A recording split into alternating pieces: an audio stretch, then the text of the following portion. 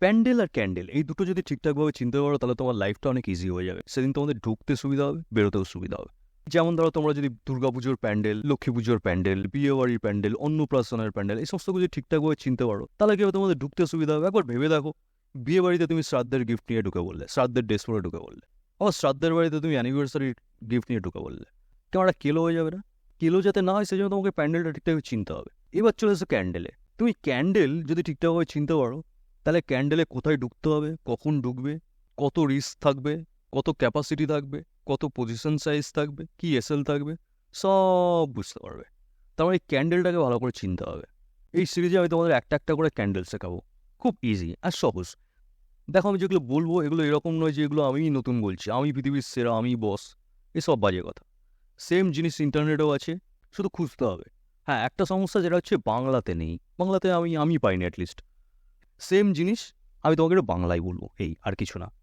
আমার বোঝানোর স্টাইল একটু অন্যরকম, আর রকে বসা দাদাদের মতো, এটা তোমাকে মেনে চলতে হয়। যদি পারো তাহলে একদম বিন্দাস আমার সঙ্গে লেগে পড়ো।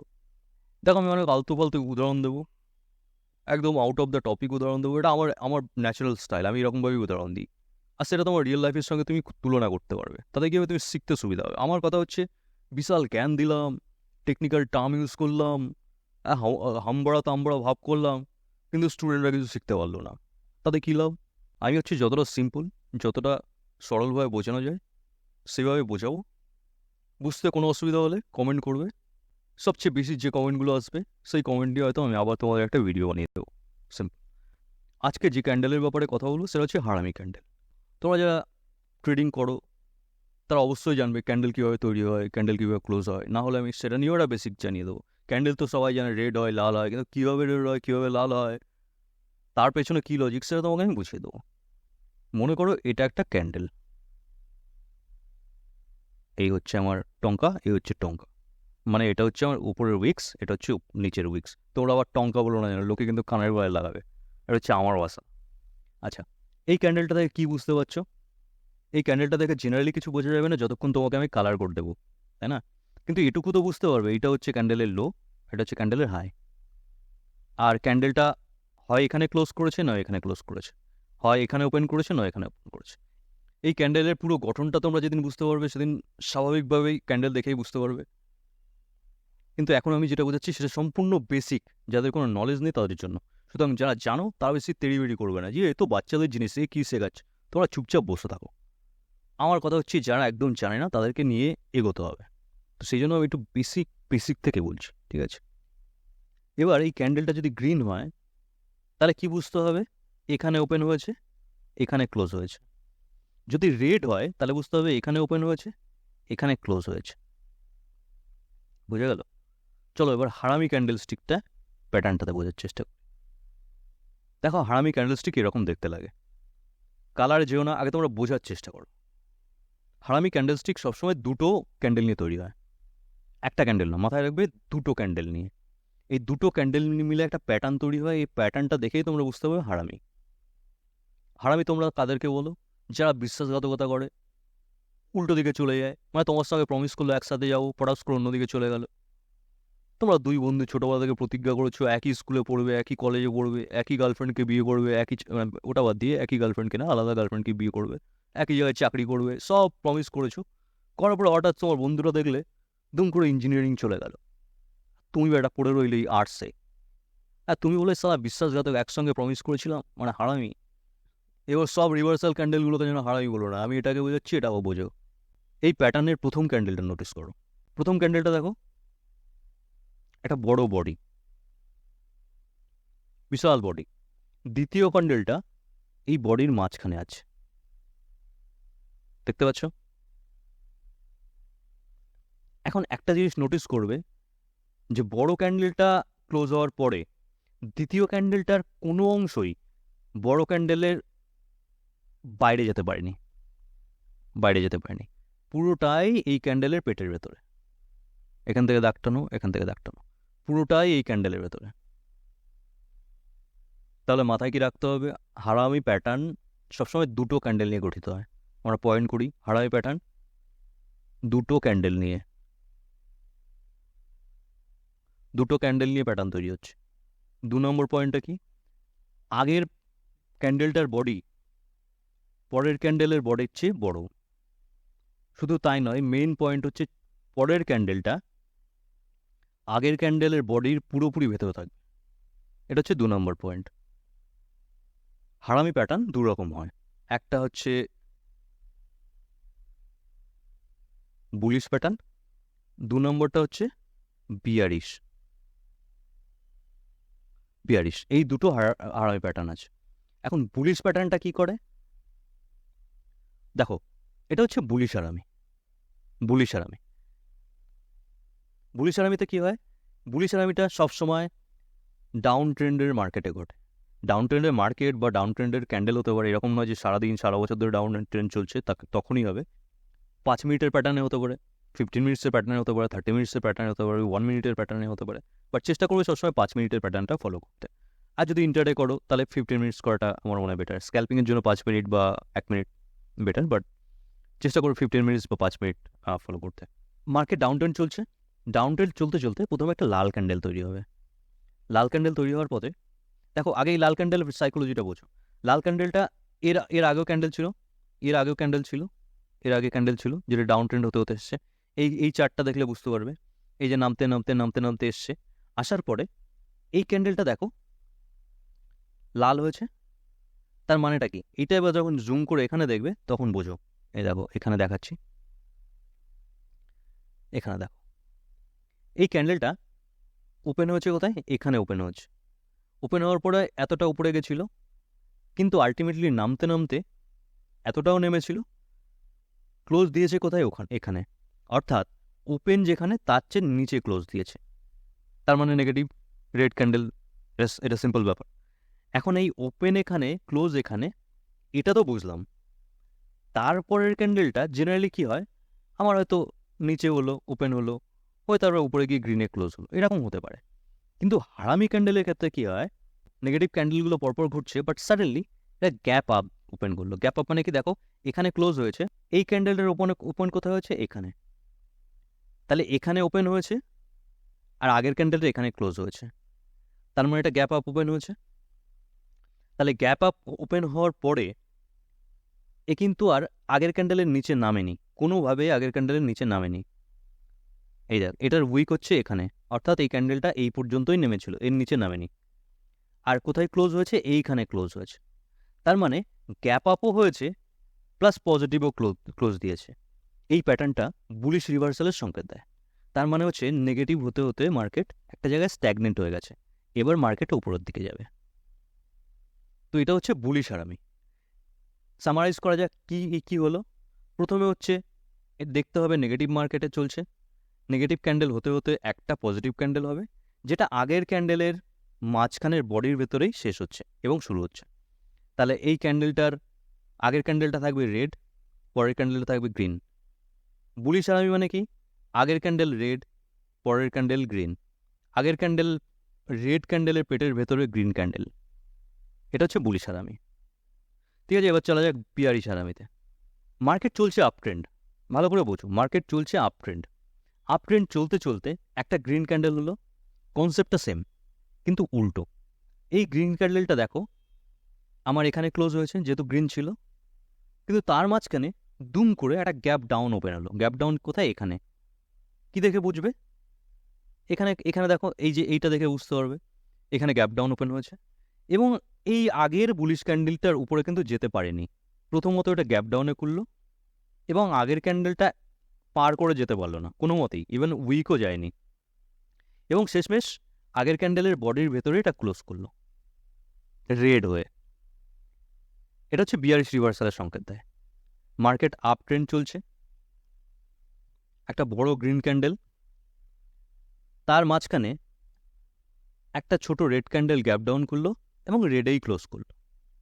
এটা হচ্ছে আমার বিয়ারিশ হারামের সংকেত, মানে মার্কেট গ্রিন থেকে এবার রেডে যাবে।